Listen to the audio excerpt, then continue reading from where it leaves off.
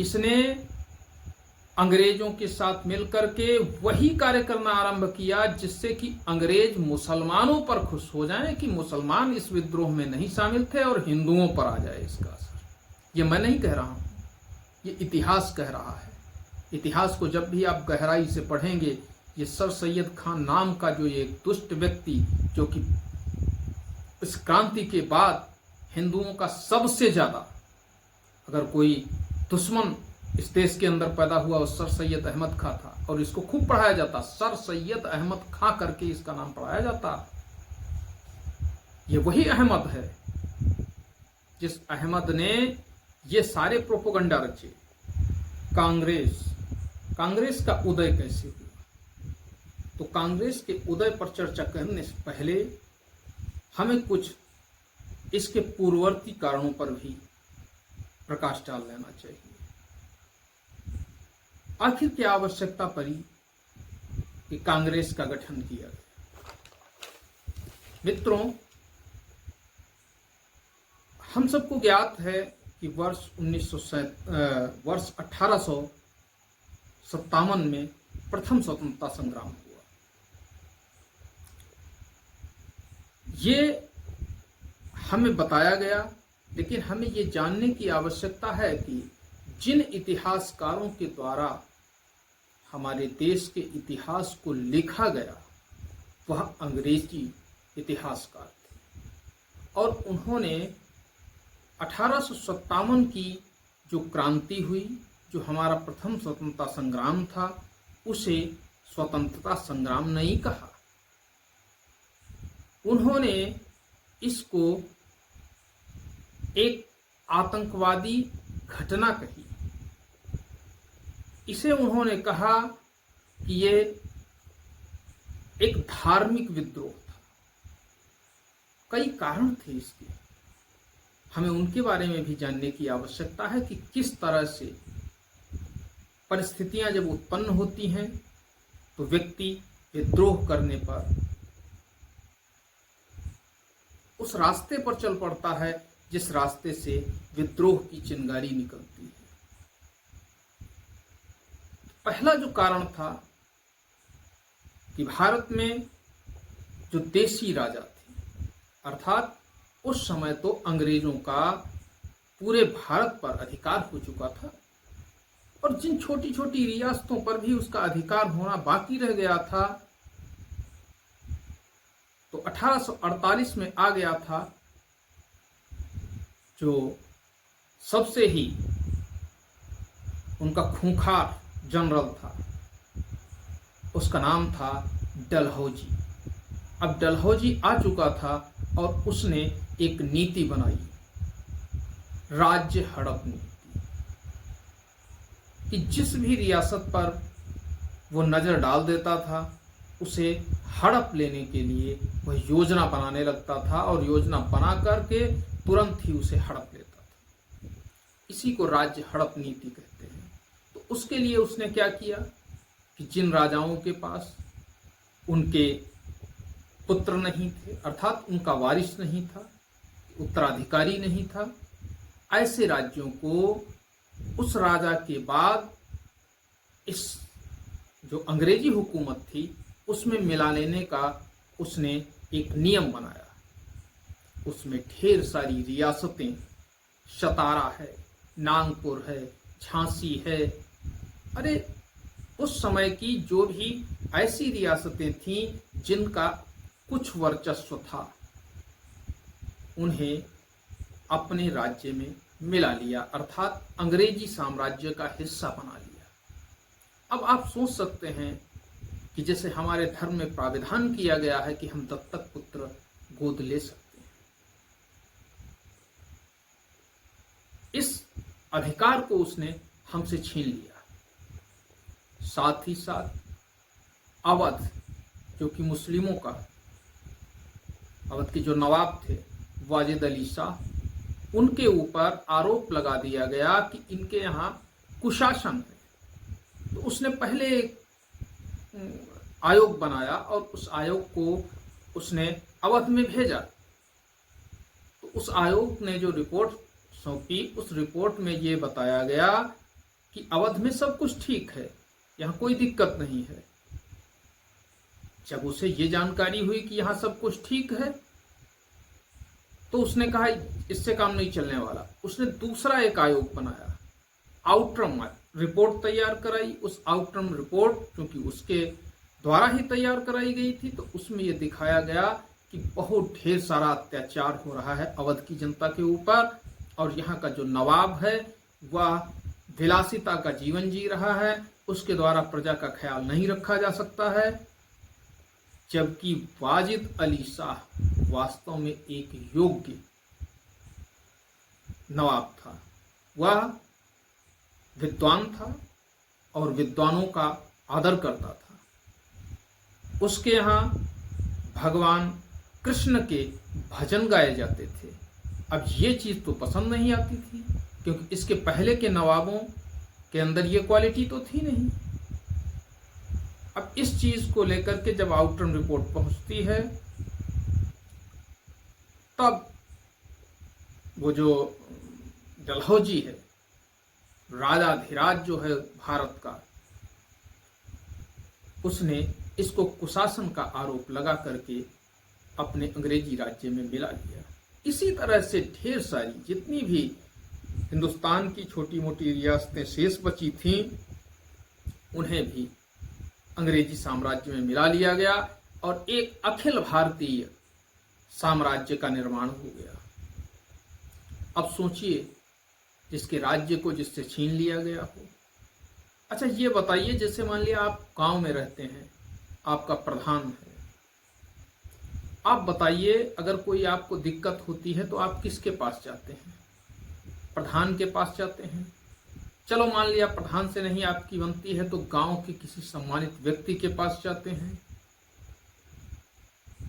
उसके पास जाने के बाद अपनी बात प्रधान तक पहुंचवाते हैं।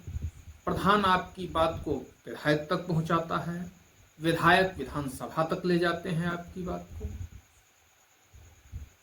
अब समस्या ये आ गई थी कि आम जनता के पास से वो रास्ता ही छीन लिया गया। राजा को कोई मतलब नहीं रह गया, राजा तो कुछ कर नहीं सकता था। वहां तो रेजिडेंट बैठा हुआ था और रेजिडेंट वही करता जो उसके हित में होता। दिन रात काम कराओ। राजस्व की दरें इतनी महंगी कर दी गई कि व्यक्ति चाह कर भी उन्हें अदा नहीं कर पाता था, और अदा ही नहीं कर पाता था, उनको अदा करने के लिए वह साहूकारों से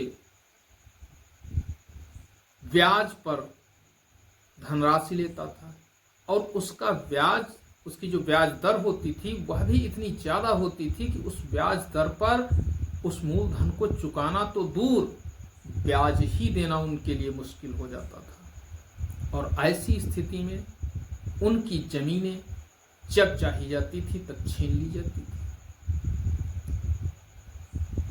अब स्थितियां इस तरह से बद से बदतर हो गईं कि अकाल भी पड़ने लगे। 3 अकाल पड़े हैं इस बीच 1857 के विद्रोह के बाद। और 1857 के विद्रोह का जिस तरह से अंग्रेजों ने दमन किया, उस दमनकारी उनकी जो नीति थी उसके बारे में हमें नहीं बताया जाता। हमें क्या यहाँ बताया जाता? हिटलर ने बहुत अत्याचार किया, अन्य देशों का, रूस के जार ने बहुत अत्याचार किया, हलाकू ने बहुत ज्यादा अत्याचार किया, जापान ने बहुत ज्यादा अत्याचार किया। उन्होंने कभी ये नहीं बताया कि अंग्रेजों ने कितना अत्याचार किया है। क्यों बताएं? वह इसलिए नहीं बताएंगे क्योंकि यदि वह ये बता देंगे कि अंग्रेजों ने भी यहां पर अत्याचार किया है, तो फिर कंपैरिजन व्यक्ति नहीं करने लगेगा। अब आप तुलना नहीं कर पाएंगे दूसरों से, इतना ज्यादा अत्याचार किया है। विद्रोह में बहादुर शाह, जो कि पहले से डरते थे, क्योंकि उनसे कहा जाता था कि अपने परिवार को ले जाकर के निकल जाइए लाल किले से, अब तुम्हारा कोई औचित्य नहीं बचा है, और पास में ही कुतुब मीनार के पास एक झोपड़पट्टी पड़ी है, उसमें अपना बसेरा कीजिए, और ये अपना जो बादशाह का पद है इसको त्याग दीजिए, अब तुम्हारे बाद में कोई बादशाह नहीं होगा। अच्छा बताइए, जिसको एक तमगा दिया गया हो हिंदुस्तान के बादशाह का, भले ही उसका आभा मंडल पूरी तरह से समाप्त हो चुका हो, वह तुम्हारे ही टुकड़ों पर पल रहा हो, लेकिन कम से कम लोग तो ये मानते हैं कि हाँ ये मेरा बादशाह है, जब तक उसके पास तमगा है। उसके साथ ऐसी अभद्रतापूर्ण उसके साथ व्यवहार किया जाता है।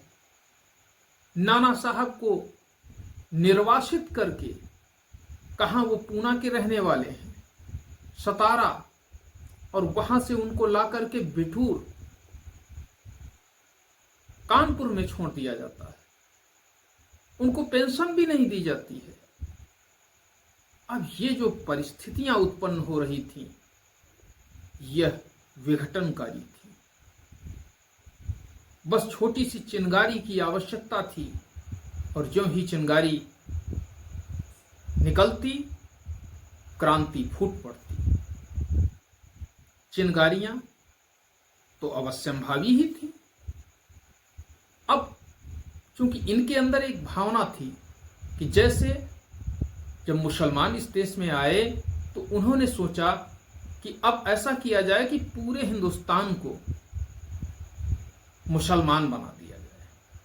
हकीकत है, अभी मैं क्योंकि कांग्रेस की तरफ बढ़ रहा हूं, इसलिए मैं उन सारी चीजों पर फोकस नहीं कर रहा हूं जिन चीजों पर को मैं अभी बाद में बताऊंगा, क्योंकि जब मध्यकालीन भारत के इतिहास की तरफ आपको ले चलेंगे, मैं इतिहास नहीं आपको बता रहा हूं, ना ही मैं इतिहास पढ़ा रहा हूं, मैं वह अभिव्यक्ति आपके सामने रख रहा हूं जो वास्तव में लोगों के अंदर उस समय थी। जो अत्याचार हमारे देश के ऊपर किए गए, हमारे लोगों के ऊपर किए गए, हमको जिस तरह से प्रताड़ित किया गया, शोषित किया गया, और उसके बाद भी हमारे लोगों के ऊपर ही आरोप लगाए गए। और जिन जिन लोगों ने जो आज इतिहास में खुद को बड़ा करके दिखा रहे हैं, उनका कोई औचित्य नहीं है इतिहास में बड़ा होने का। वो बहुत छोटे थे और उनको बड़ा कर दिया गया, और जो वास्तव में बड़े व्यक्तित्व थे उन्हें कभी दिखाया ही नहीं गया, या हल्का फुल्का बस केवल उनको बता दिया गया, उसके अतिरिक्त नहीं बताया गया।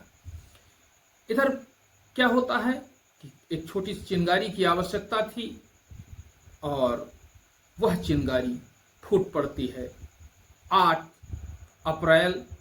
29 मार्च को स्थिति ये होती है बैरकपुर की छावनी में 1857 में। 29 मार्च 1857 में 34वीं रेजिमेंट में मंगल पांडे जी होते हैं, और उन्हें पहले से ज्ञात होता है, सैनिक ही बताते हैं, जो चर्चाएं इधर उधर हो रही थी उनसे, कि ये जो कारतूसें हैं, क्योंकि उन्होंने राइफल बदली थी, नई राइफल में ऐसा आया था कि मुंह से पकड़ करके उसको खोलना होता था कारतूस को, उस पर चर्बी लगी होती थी। अब अंग्रेजों के लिए न गाय दिक्कतपूर्ण थी, न ही सुअर, वो तो दोनों का मांस खाने में माहिर हैं, तो कोई भी मांस खा सकते हैं, उनको कोई दिक्कत नहीं, इससे परहेज नहीं है उनको। आदिम जीवन जिया है उन्होंने। अभी हम जब पीछे बताएंगे, मध्यकाल की तरफ चलेंगे, तब बताएंगे कि अपनी स्थिति क्या थी और उनकी स्थिति क्या थी। लेकिन आज वो शासक थे और हम उनके गुलाम थे। उन कारतूसों से अब मुसलमान कहता था कि अगर मैं सुअर की चर्बी मुंह में लगा लूंगा तो मेरा धर्म भ्रष्ट हो जाएगा, और हिंदू कहता था यदि गाय की चर्बी अपने मुंह में लगा लूंगा तो मेरा धर्म भ्रष्ट हो जाएगा, और धर्म भ्रष्ट हो जाएगा मतलब मेरा पतन हो जाएगा, और मैं पतन नहीं चाहता, अर्थात वीरगति चाहता हूं। ऐसा सोच करके 29 मार्च को 1857 के दिन मंगल पांडे विद्रोह कर देते हैं, और वह जो उनके मेजर होते हैं, मेजर सर्जेंट फ्यूसले, उसको गोली मार देते हैं। लेफ्टिनेंट बाग की हत्या कर देते हैं। अब जब वो इनकी हत्याएं कर देते हैं तो उन्हें गिरफ्तार कर लिया जाता है, और गिरफ्तार करके उन्हें मुकदमा चला करके उनको फांसी दे दी जाती है। और जब उनको फांसी दी जाती है 8 अप्रैल 1857 को, इधर जितनी रियासतें खाली हुई थी वह सबसे एक दूसरे से संपर्क में जुटे हुए थे, और रोटी और कमल का निशान था।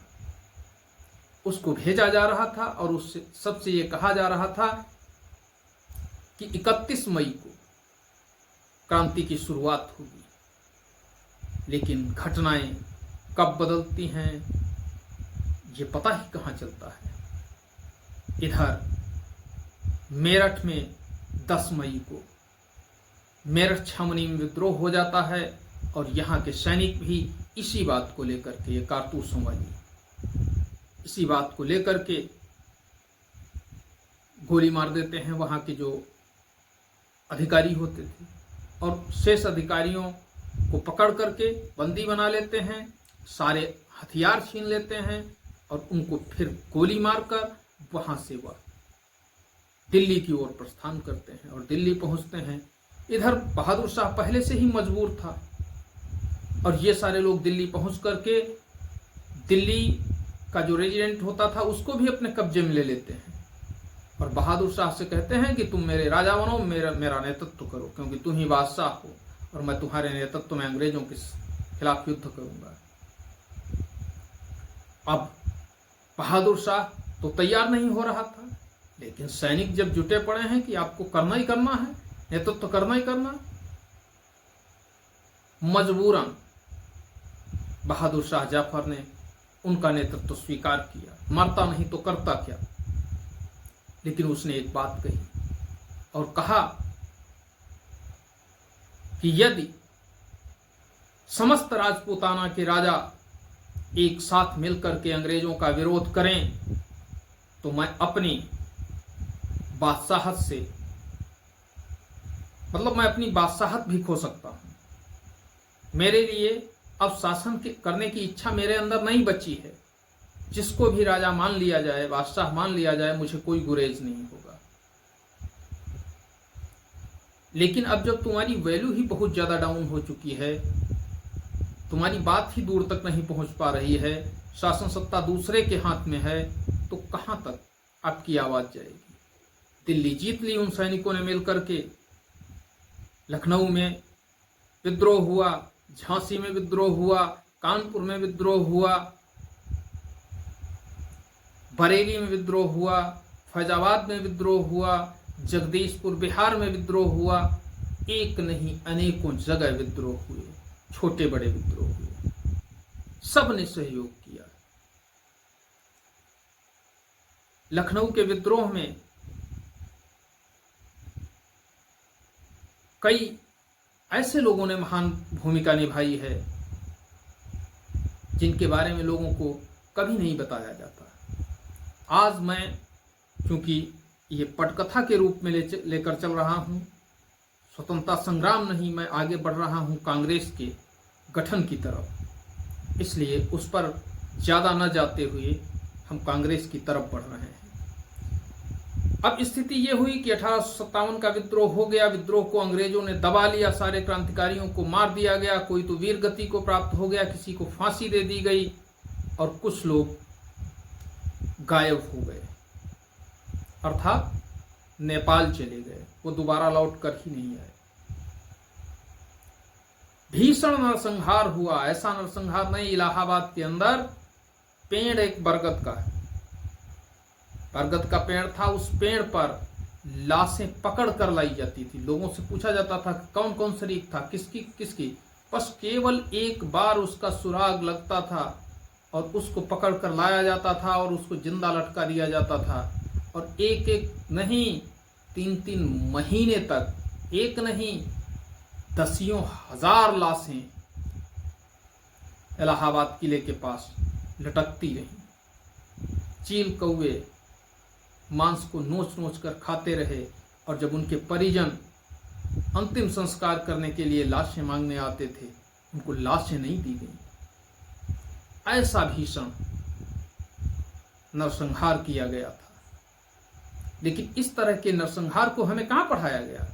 हमें तो बस सिर्फ इतना बता दिया जाता है कि लखनऊ में क्रांति हो गई, झांसी में क्रांति हो गई और वो हमारे दिल्ली में हो गई, बस बहुत बड़ी। अब क्या पढ़ाया क्या जाएगा, कांग्रेस पढ़ाई जाएगी। अभी अब कांग्रेस का नंबर आ रहा है। जब इतना बड़ा विद्रोह हो गया तो ब्रिटेन की जो महारानी थी अर्थात क्राउन का शासन यहाँ पर हो गया। उन्होंने कहा कि कंपनी के हाथ से चार्ज लेकर के अब मैं अपने अंडर में ले रहा हूं, उनके अंडर में चला गया। समय बदलने लगा, अब भारतीयों की आवाज उठाने वाला कोई नहीं, और यहाँ पर जो भी अंग्रेज था उसके अंदर भारतीयों के प्रति ऐसा वैमनस्य था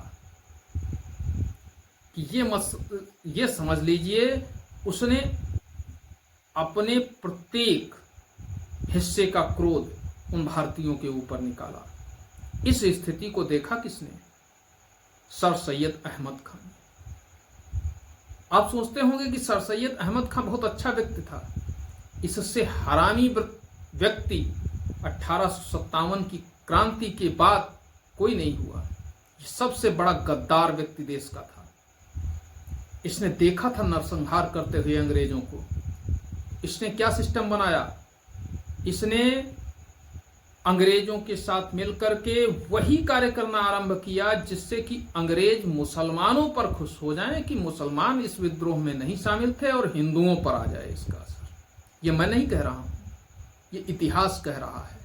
इतिहास को जब भी आप गहराई से पढ़ेंगे, ये सर सैयद खान नाम का जो एक दुष्ट व्यक्ति, जो कि इस क्रांति के बाद हिंदुओं का सबसे ज्यादा अगर कोई दुश्मन इस देश के अंदर पैदा हुआ वो सर सैयद अहमद खां था, और इसको खूब पढ़ाया जाता, सर सैयद अहमद खां करके इसका नाम पढ़ाया जाता।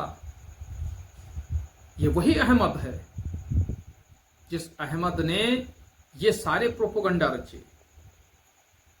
अब कोई भी संस्था तो थी नहीं। ऐसी स्थिति में सुरेंद्रनाथ बनर्जी जी ने एक कॉन्फ्रेंस तैयार की और 83 में उसका एक सम्मेलन हुआ, 85 में एक सम्मेलन हुआ। तो इसी बीच जब वो कॉन्फ्रेंस बनने लगी तो अंग्रेजों के दिमाग में आया कि अगर ये कॉन्फ्रेंस आगे चल गई, एक तो हो चुकी है तो दूसरी होनी है, इसमें ज्यादा से ज्यादा नेता एकत्रित हो रहे हैं, अरे वो नहीं कुछ कर पा रहे हैं लेकिन अपनी भड़ास तो निकाल ले रहे हैं वहां पर।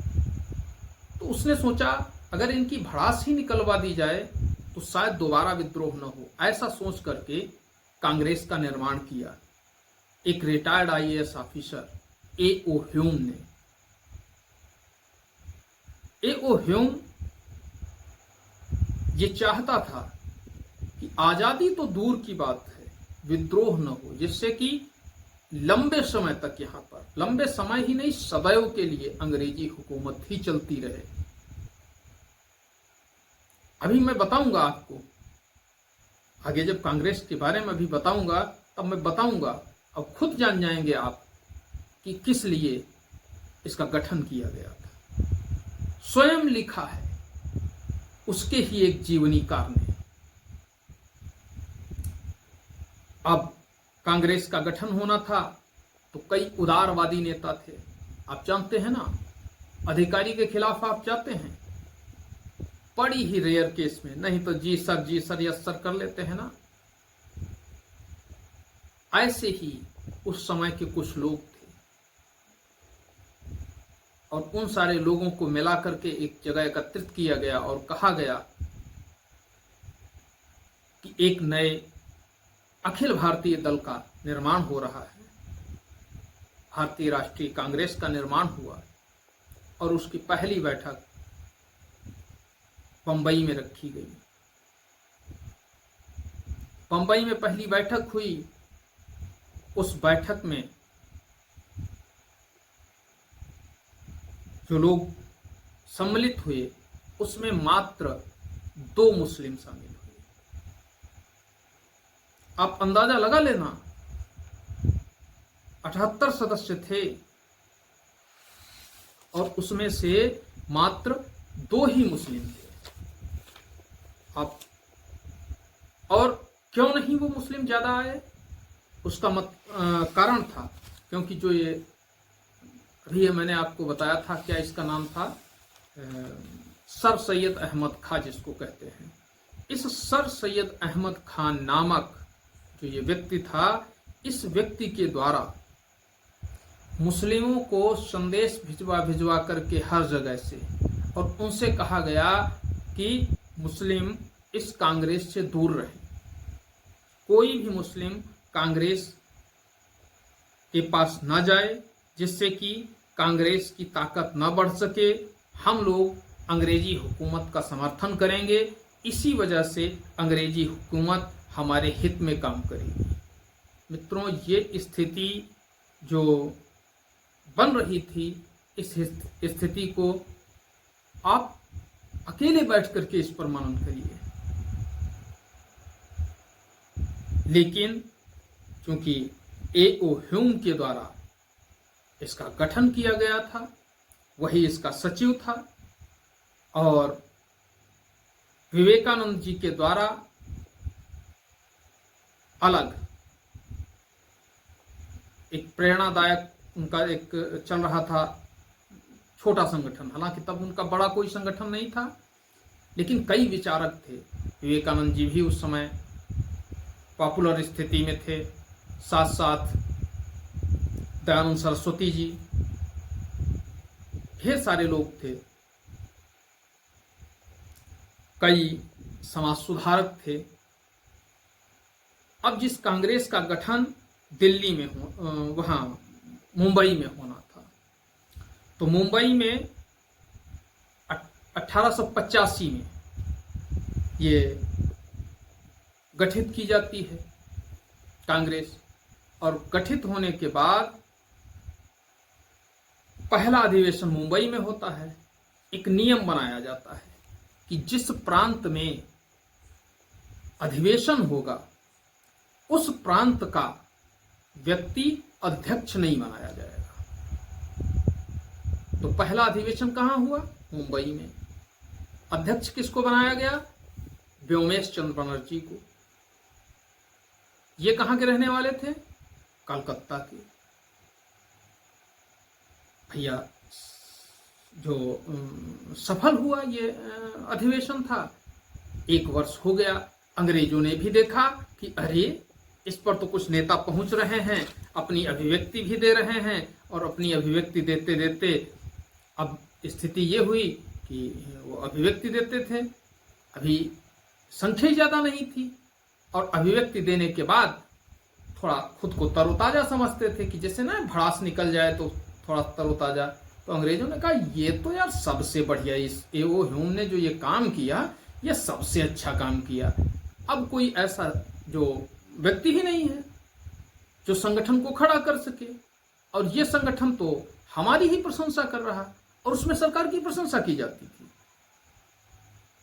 जो भी अधिवेशन हुआ उसमें सरकार की प्रशंसा की जाती है, और 72 सदस्य थे।